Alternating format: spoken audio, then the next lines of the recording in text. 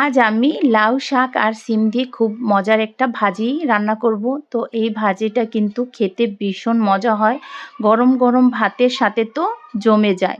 তো এর জন্য এখানে আমি টাটকা লাউ শাক নিয়েছি, আর লাউ শাকের সাথে আমি কিছু সিম নিয়েছি, আর এই সিমগুলো আর শাকগুলোকে আমি কুটে ধুয়ে সুন্দর করে পরিষ্কার করে নিয়েছি। এরপর আমি কড়াইটা বসিয়ে দিয়ে দিয়েছি এখানে শাক আর সিমগুলো।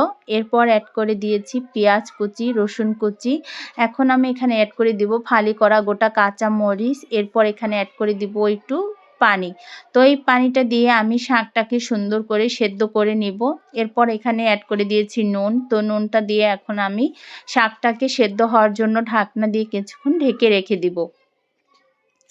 এরপর আমি ঢাকনাটা তুলে শাকগুলোকে উল্টিয়ে পাল্টিয়ে নেড়ে চেড়ে দিব। তো শাকটা কিন্তু চুপসে আসছে, এখন আমি উল্টিয়ে পাল্টিয়ে এভাবে নেড়ে চেড়ে দিব।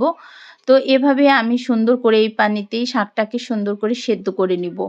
তো এভাবে কিন্তু এই শাকটা সুন্দর করে সেদ্ধ করে আমি একটা বাগার করে নিব। আর শেষে একটা বাগার দিলে কিন্তু এই শাকটা খেতে ভীষণ মজা হয়।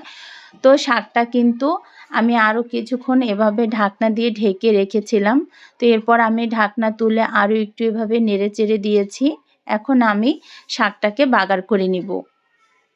আর সিম দিয়ে যদি এই শাকটা ভাজি করা যায় তাহলে একটু আঠালো টাইপের হয়, তো এই শাকটা খেতে ভীষণ মজা হয়। তো এর সাথে কিন্তু অনেক সময় আলুও দিয়ে ভাজি করা যায়। তো আজকে আমি আলু অ্যাড করিনি, এখানে আমি শুধু সিম আর শাক দিয়ে ভাজিটা করেছি। তো এখন আমি ভাজিটাকে বাগার করে নিব।